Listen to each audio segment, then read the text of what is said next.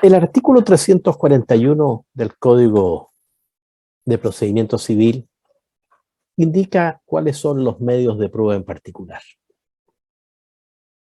Y en segundo lugar, anota los testigos. Por lo tanto, es posible en un juicio ordinario valerse de testigos. Y los testigos son personas naturales, que testimonian en el juicio, es decir, declaran, expresan algo, dicen algo. Y la regulación está en los artículos 356 a 384 del Código de Procedimiento Civil. En este título 11 del libro segundo del Código está la regulación de los testigos, y también hay referencias, obviamente, ¿cierto?, en aquellas normas 1698 y siguientes del Código Civil. Entonces, los testigos son personas naturales, que tienen la aptitud para decir algo, para exponer, para declarar, para manifestarse, para expresarse. Y de esas normas que están allí anotadas, se entiende que hay testigos que les consta directa y personalmente la situación respecto de la cual declaran, que son los llamados testigos presenciales, porque han presenciado, conocen, se han impuesto directamente de la situación respecto a la cual declaran. Pero también la ley permite a los llamados testigos de oídas, es decir, una persona que escuchó a otra o escuchó a otros decir algo y por lo tanto testimonia, declara respecto de lo que escuchó a su vez esa persona. Y allí hay una clasificación entonces de los testigos entre presenciales y testigos de oídas. Ahora bien, la ley dice que toda persona es hábil para declarar, que toda persona es hábil para testificar. Lo precisa el artículo 356. Salvo los inhábiles. Esto es como la capacidad. Toda persona es capaz, salvo los incapaces. Aquí toda persona es hábil, salvo los inhábiles. En consecuencia, hay que indicar cuáles son las inhabilidades que establece el mismo código para los testigos. Y el código hace una clasificación que la precisan mejor los manuales, ¿cierto?, entre los que tienen falta de capacidad, los que carecen de probidad y a los que les falta imparcialidad.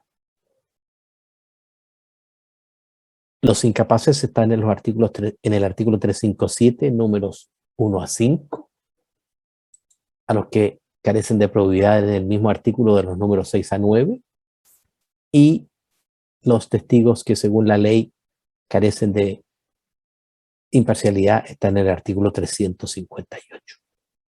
Hay un gran listado allí, un listado de personas que la ley considera inhábiles para declarar. Bueno, esto va a ser superado posiblemente, probablemente con el nuevo Código Procesal Civil, si se cambia el sistema probatorio de legal atasado a uno en la sana crítica, porque cuando se trata de estos sistemas probatorios donde impera la sana crítica, en realidad no hay inhabilidades, se barajan las circunstancias de otra manera. Revisemos, por ejemplo, estas inhabilidades para entender de qué está hablando la ley. El artículo 357 dice que no son hábiles para declarar como testigos, no son hábiles los menores de 14 años, los que se hallan en interdicción por demencia, los que se hayan privado de razón, los que carecen de sentido para percibir los hechos, los sordos o mudos que no pueden darse a entender por escrito, en fin, que no pueden darse a entender claramente, perdón. Y allí tenemos, ¿cierto?, cierta incapacidad. De los números 6 a 9 aparecen los que la ley considera que son carentes de probidad, como los que han sido cohechados, los que sean indignos por haber sido condenados por algún delito, y los que evidentemente se prestan para testificar y hacen de esta actividad su verdadera profesión. En cambio, el artículo 358 tiene una lista también larga, donde dice que son inhábiles para declarar, y aquí tiene que ver por falta de imparcialidad. Por ejemplo, agrega el cónyuge, los parientes hasta ciertos grados, los pupilos por sus guardadores y viceversa, los criados domésticos o dependientes de la parte que los presenta, los trabajadores, de quien los hace valer en juicio, y todos los que, según el tribunal, carecen de imparcialidad. La amistad también aparece aquí, la amistad íntima con la persona que lo presenta, y la enemistad, las dos posibilidades, ¿cierto?, en este punto. Entonces, si alguien presenta testigos y el contrario considera que hay una causal de inhabilidad, tiene que reclamar al tribunal para que a ese testigo se le inhabilite por alguno de estos motivos, uno o más motivos, ¿cierto? Entonces existe el derecho a pedir la inhabilitación de los testigos. Y evidentemente que si a un testigo se le inhabilita, su testimonio después pierde eficacia, pierde valor. Entonces, si nos detenemos aquí, nos vamos a dar cuenta cómo, cuando hablamos de los instrumentos, existe la posibilidad de que sean impugnados. Y aquí, cuando hablamos de los testigos, existe la posibilidad de que sean inhabilitados, Y eso, ¿cierto?, se tramita de acuerdo con las reglas de los artículos 373 a 379, que están anotados más adelante en esta muestra que está frente a sus ojos, cuando se refiere a las tachas. Y voy a volver sobre el particular entonces cuando hablemos de las tachas. O sea, siempre la ley permite, frente al aporte de pruebas, que la parte contraria pueda objetarlo si son instrumentos, inhabilitar o tachar si son testigos. Porque justamente se trata de que las probanzas que se acompañan a un juicio sean probanzas válidas, prístinas, limpias, que no estén contaminadas por alguna falta, por alguna falsedad, por una cuestión anómala. Y en el caso de los testigos, la ley habla de la capacidad, fíjense ustedes, capacidad, probidad e imparcialidad. Fíjense estos conceptos, estas ideas. ¿Qué es lo que debe predominar, lo que debe regir? Que sean capaces, que sean probos, que sean imparciales. Son condiciones, ¿cierto?, que la ley exige para los testigos. Y en consecuencia, si hay un testigo que es incapaz, ímprobo o parcial, existe el derecho del litigante contrario al que lo presenta de poder decirle al juez: señor juez, tacho a ese testigo, quiero que lo declare inhábil, para que no declare, o si declara, su testimonio valga cero. Es ese sentido el juego, ¿cierto?, procesal, la forma de operar en esta contienda, Participantes, a ver si hay alguien. Eso. Entonces, nos hallamos, ¿cierto?, en el juicio ordinario, en la etapa probatoria, en las pruebas de que puede valerse un tribunal, y tenemos aquí entonces la posibilidad de contar con testigos. La ley, el mismo código, señala cuáles son las obligaciones de las personas que tienen la calidad de testigos. Y las obligaciones son Uno, comparecer al juicio, concurrir a la audiencia probatoria. Dos, declarar. Los testigos tienen la obligación de declarar. Esto está en el artículo 359. Pero también pesa sobre los testigos la tercera obligación, que es decir la verdad. Lo previene el artículo 363 y allí aparece anotado, ¿cierto?, en este esquema. ¿Qué dice el artículo 359? Toda persona, cualquiera que sea su estado o profesión, está obligada a declarar y a concurrir a la audiencia que el tribunal señale con este objeto. Obligaciones: concurrir y declarar. Concurrir y declarar. Y decir la verdad. Si estamos hablando de comparecencias judiciales, quien concurre ante un juez se le va a preguntar bajo juramento. De acuerdo al artículo 63, ¿juráis por Dios decir verdad acerca de lo que se os va a preguntar? El interrogado debe responder: sí, juro. Y hay entonces un acto, de acuerdo al artículo 62 del Código de Procedimiento Civil, en que es una actuación donde hay que tomarle juramento. El juramento es una fórmula legal en que la persona que declara dice: sí, yo voy a decir la verdad.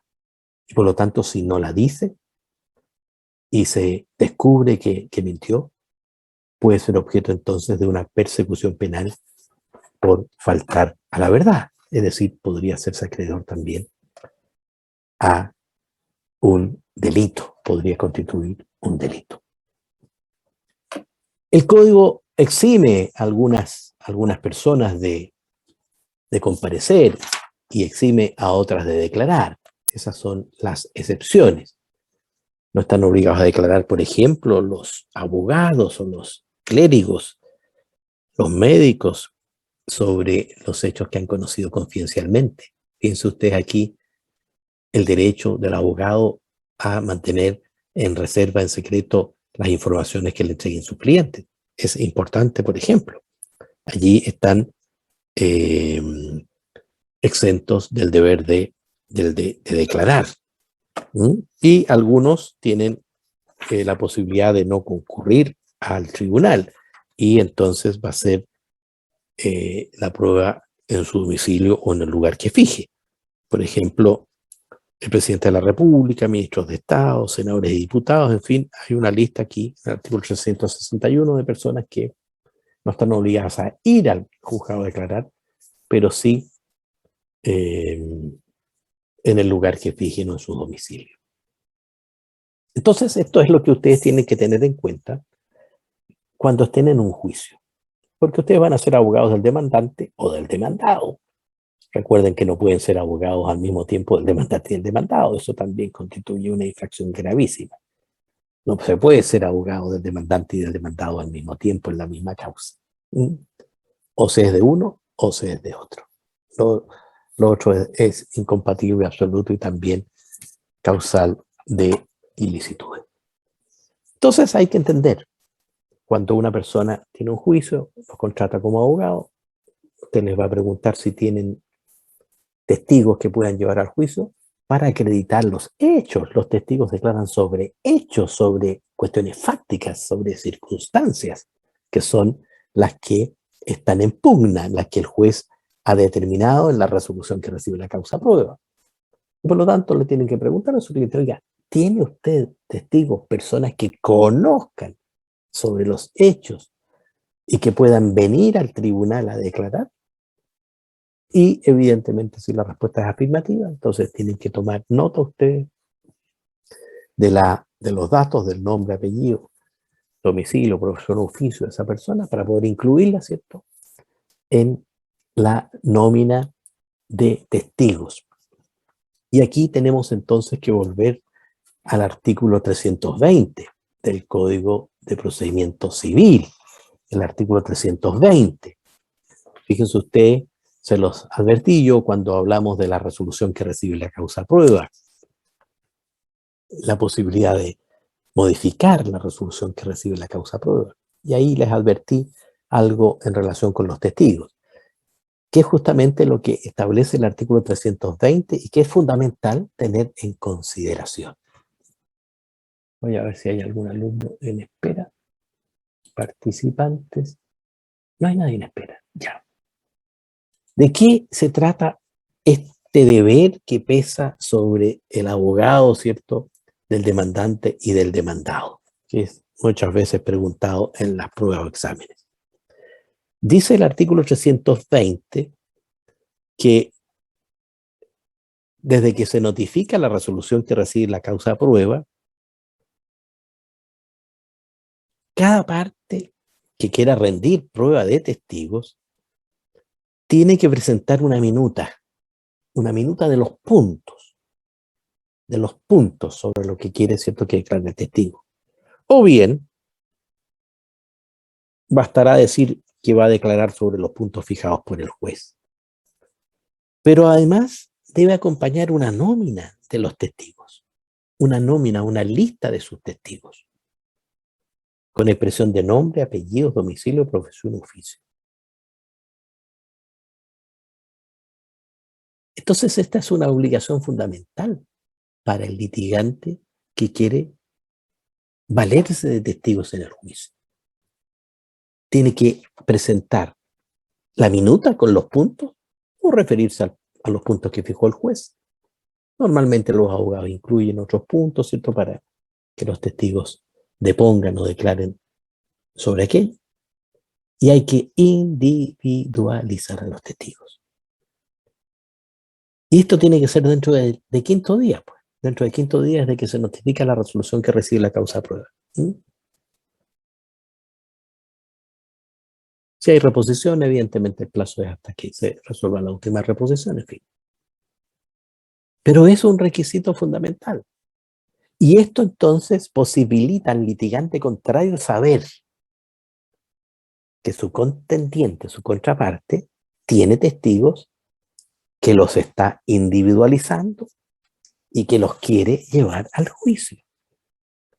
Y eso permite también preparar a esa otra parte la revisión de los antecedentes del testigo para la eventual oposición de tachas o inhabilidades de las que le hablé algo hace un momento y vamos a volver más rato. Entonces se sabe desde el momento prácticamente inicial de esta fase en que se recibe la causa a prueba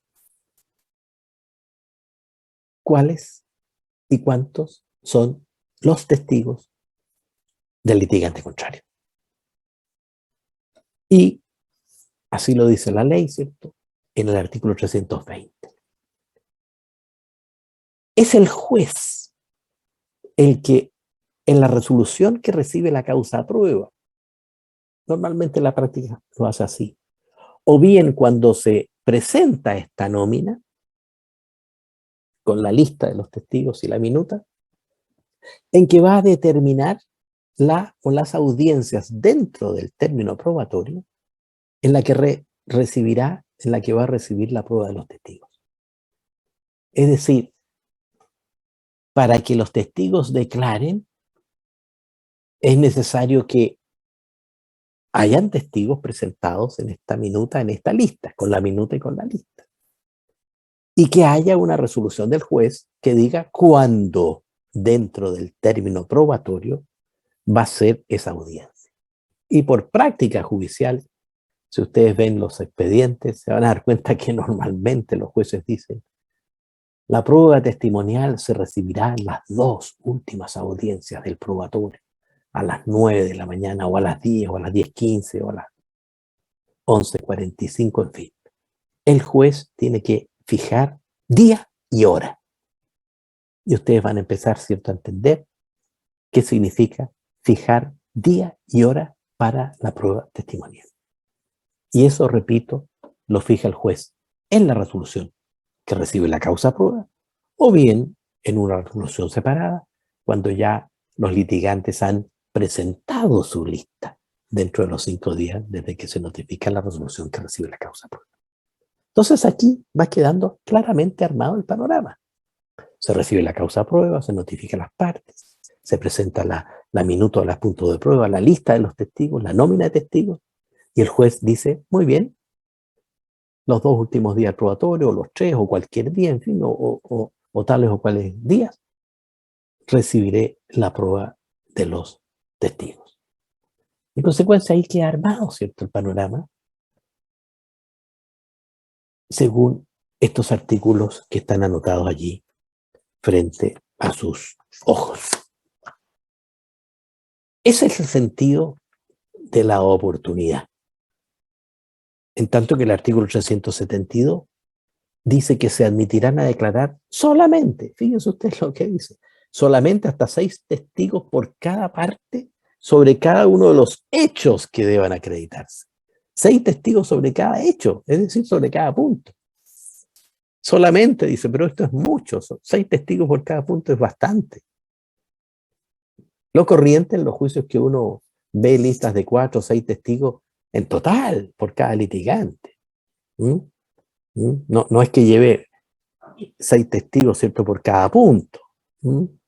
Lleva 6 testigos que declaran sobre todos los puntos, sobre la mayoría de los puntos. Eso depende de lo que los testigos sepan y de cuántos y cuáles sean los puntos que deben acreditarse. Evidentemente eso hay que verlo caso a caso, pero hay una limitación.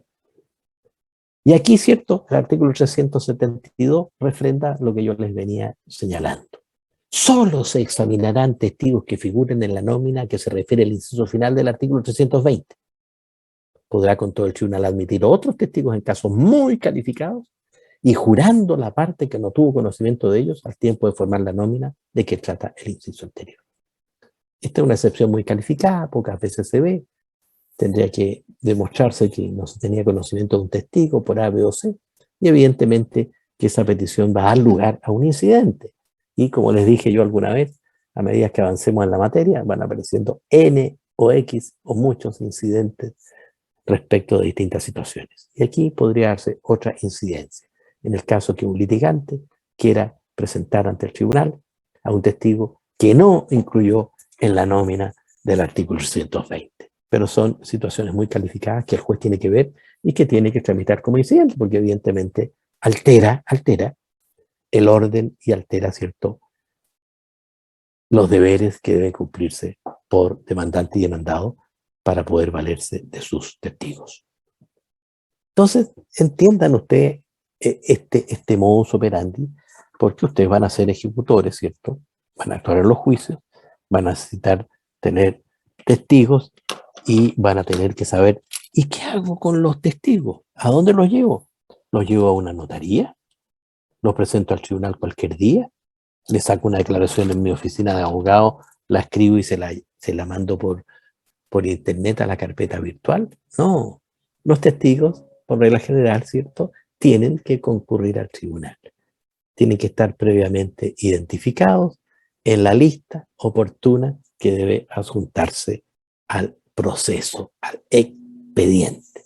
Ese es el sentido, ¿cierto?, de la prueba testimonial.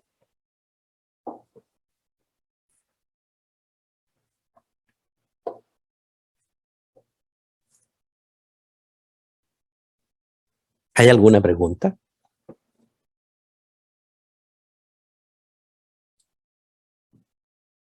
¿Los alumnos tienen alguna pregunta que hacer? ¿Las alumnas?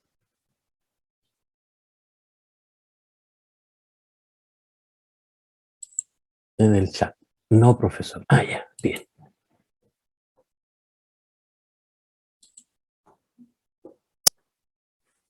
Así como tratándose de los instrumentos, y ya se los dije, pero se los repito para que no quede duda, los públicos se presentan con citación y los privados bajo apercibimiento de tenerse por reconocidos si no son objetados.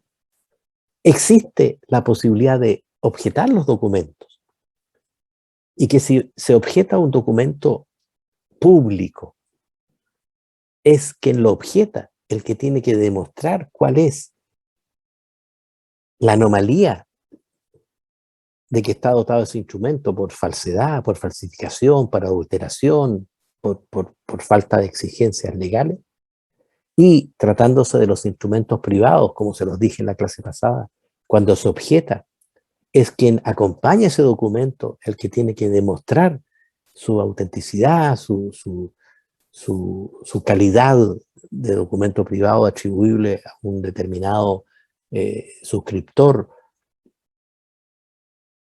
Tratándose de los testigos, es la parte contraria a la que los presenta la que tiene la atribución legal de reclamar por alguna causal de inhabilidad. Y eso es lo que se denomina la oposición de tachas, la oposición de tachas, que está en estos artículos 373 a 379. Y esto, en la práctica hoy en día, es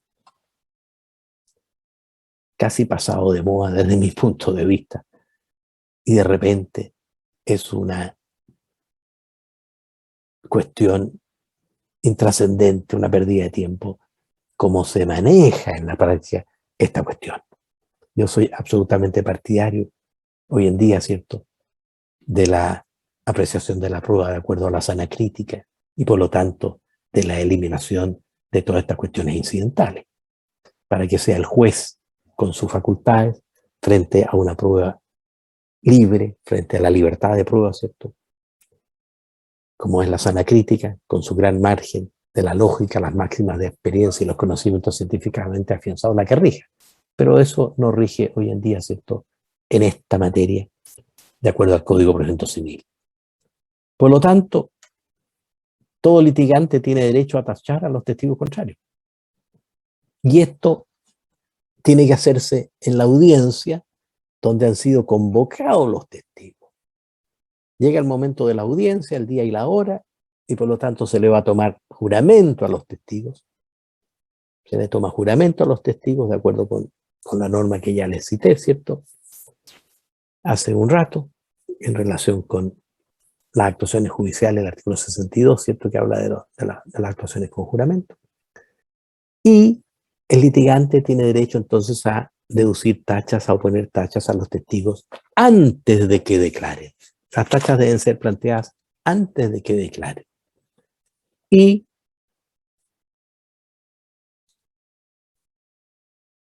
solo por las causales legales. Solo se admitirán tachas que se funden en alguna de las inhabilidades de los artículos 357 y 358. Por lo tanto, si usted quiere tachar al testigo contrario, tiene que indicarle al juez cuál es la causal, 357 o 358. ¿Y por qué usted considera que se da esa situación respecto de este testigo? Y en consecuencia, si no tiene la claridad de la circunstancia que configura esa inhabilidad, mejor no la plantee. Pero la ley también permite que se abra una fase probatoria para estos efectos. Y ya estaríamos, ¿cierto?, fíjese usted, en un incidente con prueba para probar si la prueba va a ser hábil o no es hábil. Por eso yo les digo, ¿cierto?, que esto está hoy en día casi desfasado en el tiempo, que debería eliminarse. ¿Cómo vamos a tener que rendir pruebas para demostrar si la prueba que quiero presentar en juicio va a valer o no va a valer? Nos estamos yendo mucho por la rama y desviando la atención del pleito central. Opuesta la tacha, y antes de declarar el testigo, puede la parte que lo presenta pedir que se omita su declaración y que se reemplace por la de otro testigo hábil de los que figuran en la nómina respectiva. ¿Qué significa esto? Que si usted lleva a sus testigos y al testigo número 1, la contraria, le dice yo lo tacho porque tiene un vínculo de parentesco con usted, y usted realmente sabe que tiene ese vínculo y que le van a coger la tacha y lo van a echar para afuera al testigo, usted tiene derecho a decirle al juez, señor juez, como se ha tachado mi testigo, yo lo retiro, no va a declarar. Pero también tiene derecho, cuidado, a pesar de que se le tache al testigo, también tiene derecho a decirle, no, señor juez, yo creo que aquí no existe inhabilidad. Y por lo tanto mantengo al testigo y quiero que declare. ¿Y por qué? Porque la inhabilidad la va a tener que declarar el juez en la sentencia, al final. Ahí va a decir si el testigo es hábil o inhábil. Si es inhábil, todo lo que haya declarado no lo va a tomar en cuenta el juez. Pero si rechaza la tacha y considera que el testigo es hábil, evidentemente que esa declaración la va a tener que ponderar, analizar y darle el valor que corresponde. Es decir, aquí hay un juego de estrategias que ustedes van a tener que tener en cuenta también, llegado el momento de la oposición de las tachas. Ustedes van a ser un día oponentes y otro día no oponentes, según si plantean tachas o si se las plantean a los propios testigos. Las tachas opuestas por las partes no obstan al examen de los testigos tachados, pero pueden los tribunales repeler de oficio a los que notoriamente aparezcan comprendidos en el 357, claro. Si aparece un niñito, ¿cierto?, ahí a declarar, evidentemente que va a tener el juez que decir no puede porque es notoriamente inhábil por incapacidad.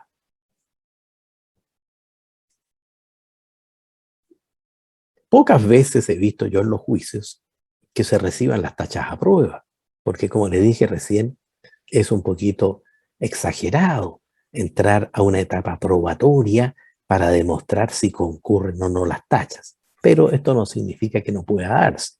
Hay juicios muy importantes donde de repente las declaraciones de los testigos son tremendamente útiles para resolver un juicio y las partes se pelean a muerte y por lo tanto también van a querer justificar las tachas a toda costa.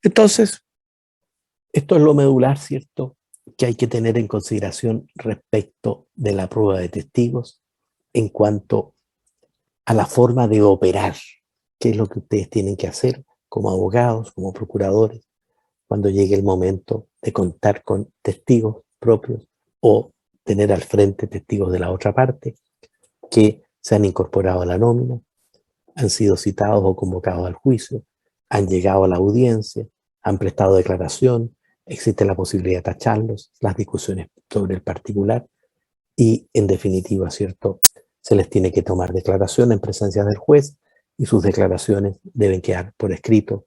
Y en esa actuación recuerden ustedes que interviene un ministro de fe, que es un receptor. Los receptores judiciales actúan, ¿cierto?, aquí también.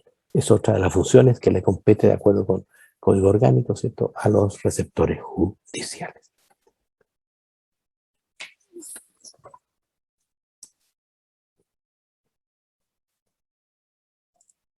Y así entonces nos encontramos con un artículo muy importante que es el que establece el valor probatorio de los testigos.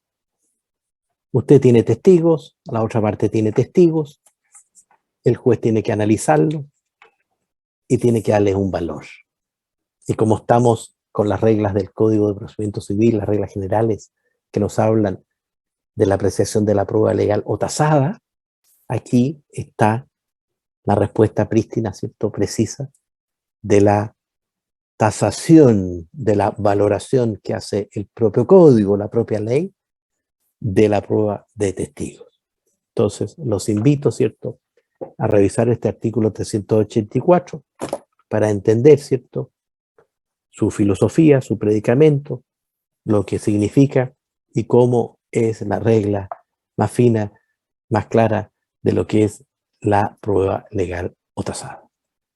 Fíjense ustedes entonces en este artículo 384 que vamos a examinar y con eso vamos a llegar, ¿cierto?, muy rapidito al término de esta clase. Entre paréntesis, ¿me están escuchando? Sí, profesor, se escucha. Les voy a dar un aviso importante. un aviso importante, que lo transmitan a todos sus compañeros. El jueves próximo, pasado mañana, vamos a comenzar la clase un poquito más tarde. Repito, el jueves próximo vamos a comenzar la clase a las 17:30, es decir, en la segunda parte de nuestro horario vamos a hacer la clase. En lugar de empezar a las 16:40, vamos a empezar a las 17:30. Para que ustedes sepan, ¿cierto? Y nos conectemos entonces a las 17:30. Igual le voy a mandar, ¿cierto?, el mensaje al ayudante para que ella lo transmita a través de la página que comparte con usted. 17:30, entonces, la clase del jueves próximo. El jueves 7. Profesor, ¿Sí? lo que pasa es que este jueves tenemos, algunos de los que estamos en clase con usted, una prueba en el ramo de Derechos Fundamentales. A las 3 de la tarde, creo que sí, comienza a las 3 de la tarde. Y como es oral, posiblemente como somos muchos, se demore la lista hasta esa hora del horario de clase o más tarde. Entonces quizás algunos no estemos presentes en su clase por ese motivo. Ya, bueno, los que puedan se conectan ese día, ¿cierto? Y yo me conecto a las 5:30, hacemos clase y de todas maneras en la clase del martes siguiente yo voy a volver a tratar el mismo tema para que no se queden atrasados. Yo les voy a repetir la materia también en la clase subsiguiente. Gracias, profesor. Bueno, entonces mejor que yo empiece un poquito más tarde, para así la mayoría alcanza a dar la prueba en ese otro curso. Examinemos rápidamente este artículo 384. ¿Qué dice el 384? Si ustedes tienen el código ahí, vamos leyéndolo juntos. Los tribunales apreciarán. Entonces es un mensaje al juez. La fuerza probatoria de las declaraciones de los testigos conforme a las reglas siguientes. Aquí están las reglas de apreciación, de valoración. Dice, la fuerza probatoria, fíjense cómo lo dice el legislador. 1. La declaración de un testigo imparcial y verídico constituye una presunción judicial cuyo mérito probatorio será apreciado en conformidad al artículo 426. Entonces, lo primero que dice la ley, mire, si hay un testigo imparcial y verídico, fíjense ustedes, aquí está, ¿cierto?, la calidad del testigo. Un testigo es la cantidad. Imparcial y verídico, es decir, que dijo la verdad y que no tiene ninguna inhabilidad. Constituye una presunción de acuerdo al artículo 426. Y cuando hablemos del artículo 426 de las presunciones más adelante, vamos a entender, ¿cierto?, que puede constituir plena prueba. Allí es el tribunal el que tiene que decir, mire, me basta un testigo. Lo encuentro imparcial, verídico, lo encuentro contundente y por lo tanto puede servir como prueba plena del hecho que se trata de proveer. Fíjense usted la importancia de un testigo. Pero la realidad nos lleva o nos puede llevar a otras alternativas. 2. La de 2 o más testigos contestes en el hecho y en sus circunstancias esenciales, sin tacha, legalmente examinados y que den razón de sus dichos, podrá constituir prueba plena cuando no haya sido desvirtuada por otra prueba en contrario. Fíjense ustedes cómo lo dice el legislador. 2 o más testigos contestes. Contestes significa que están de acuerdo en lo que declararon, en el hecho, en lo elemental. Pero tienen que ser testigos contestes, es decir, que están de acuerdo, que no están tachados, obviamente, es decir, son imparciales, son capaces, fueron legalmente interrogados y dan razón de sus dichos. Esto es algo muy importante que ustedes deben considerar como estrategia cuando tengan que presentar testigos y frente a los testigos contrarios. Los testigos no basta que digan sí, no, 1, 2 o 3. Los testigos tienen que dar razón tienen que decir por qué les consta lo que están declarando. Ese es el buen testigo. El buen testigo es el testigo hábil, legalmente interrogado, sin tachas, y que da razón de sus dichos. Explica cómo y por qué le consta lo que está declarando. En consecuencia, es importante que cuando a un testigo se le interroga por el tribunal y se le interroga por su parte y se le puede contrainterrogar por la parte contraria porque se produce ese juego de interrogaciones, ¿cierto?, en la audiencia, hay que ver qué se le pregunta y cómo se le pregunta y para qué se le pregunta. Si uno presenta un testigo y se da cuenta que su testigo contestó bien, pero no dio el fundamento, tiene que preguntarle por qué y cómo le consta. No es al testigo contrario que hay que preguntarle eso. Tiene que ser el propio abogado el que le tiene que pedir a su testigo que complemente, que diga, que refuerce su declaración. Puede constituir plena prueba. 3. La realidad de los juicios. Cuando las declaraciones de los testigos de una parte sean contradictorias con las de los testigos de la otra, tenemos testigos del demandante y el demandado y hay contradicciones en las declaraciones. Unos y otros dicen cosas distintas que se contraponen. Tendrán, por cierto, los tribunales, lo que declaren aquellos que aún siendo en menor número, parezca que dicen la verdad por estar mejor instruido de los hechos. Fíjense ustedes, o por ser de mejor fama, más imparciales y verídicos, o por hallarse más conforme en sus declaraciones con otras pruebas del proceso. Fíjense ustedes cómo aquí el legislador inspirado habla de la fama, de la imparcialidad, de la veracidad, de la instrucción del testigo, es decir, de las cualidades o calidades que debe tener el testigo. Imparcial, sin tacha, legalmente interrogado, que dice la verdad, que está instruido de los hechos, que fundamenta. Pero aquí la ley dice, ¿qué pasa cuando hay testigos del demandante y del demandado que se contraponen? Y la ley prefiere la calidad del testimonio sobre la cantidad de testigos. El número 3 del 384. Primero, la calidad. Después, la cantidad. Y es el juez el que tiene que hacer esta examinación y sacar las conclusiones. El juez tiene que decirlo. La ley, ¿cierto?, le está dando la pauta al juez. ¿Prefiere usted? Y explique usted, señor juez, fundamente, razone, por qué le da mayor valor a esos testigos y no a los otros. Cuarto, cuando los testigos de una y otra parte reúnan iguales condiciones de ciencia, de imparcialidad y de veracidad, es decir, testigos equivalentes, tendrá, por cierto, lo que declare el mayor número.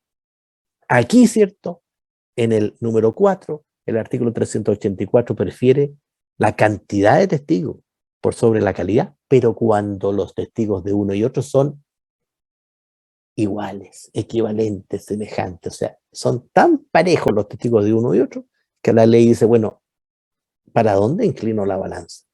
Si son iguales, equivalentes, semejantes, todo impecable, ¿cierto? El mayor número de testigos. 5. Cuando los testigos de una y otra parte sean iguales en circunstancias y en número, es decir, tenemos equivalencia total en todo, ¿cierto? De modo que la sana razón no pueda inclinarse a dar más crédito a los unos que a los otros, tendrán igualmente por no probado el hecho. O sea, ¿qué hace un juez si se encuentra con 3 testigos y 3 testigos que son contradictorios y que son impecables todos? ¿Qué va a tener por probado? No se puede tener por probado el hecho, ¿cierto? Porque hay empate, ¿eh? Hay un empate, para decirlo en términos más simples. Y por último, el número 6. Cuando sean contradictorias las declaraciones de los testigos de una misma parte, las que favorezcan a la parte contraria se considerarán presentadas por esta, apreciándose el mérito probatorio de todas ellas en conformidad a las reglas precedentes. Es decir, si un testigo del demandante en realidad declara a favor del demandado, ese testimonio hay que pasarlo, ¿cierto?, al haber del demandado y viceversa. Y por lo tanto, allí tiene el juez que volver a examinar para ver cuál regla de la 1 a la 6 es la que tiene que aplicar del 384. Bueno, todo esto es lo que se ve en los juicios, en las sentencias. Cuando el juez dicta sentencia, tiene que decir, mire, hay 3 testigos del demandante, 3 del demandado, los testigos declaran tal cosa, el 1, el 2, el 3, el 1, el 2 y el 3, y por lo tanto, estos tienen las siguientes características, estos otros las siguientes condiciones, y tiene que hacer todo el análisis. Por eso las sentencias son largas, son complicadas de hacer, y hay que ser muy cuidadoso en el examen, porque aquí estamos hablando de la apreciación de las declaraciones de personas naturales, es decir, de testigos.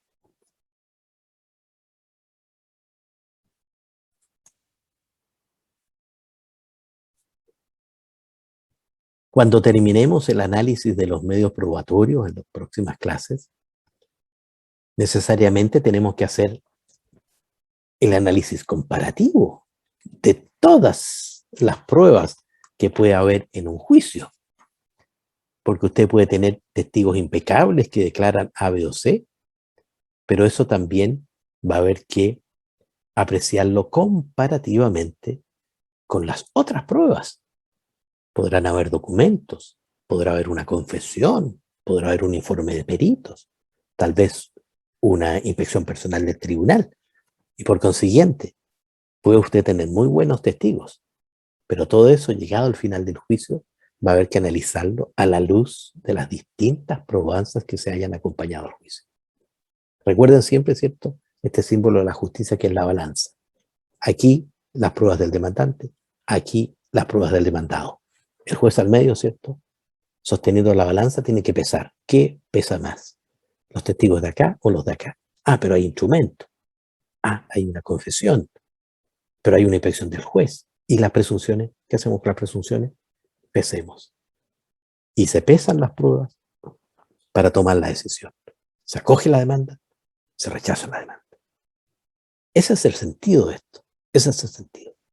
Y la ley dice, usted que va a un juicio a pedirle a un juez que resuelva un conflicto determinado, tiene que acreditar los hechos para que el juez le aplique el derecho. Y usted que es llamado a un juicio a responder como demandado, tiene derecho a oponerse a esa pretensión, a esa demanda. Y tiene derecho también a presentar sus probanzas para acreditar los hechos que usted considera que son los hechos idóneos para que se rechace la demanda. Y por lo tanto, tiene ese derecho.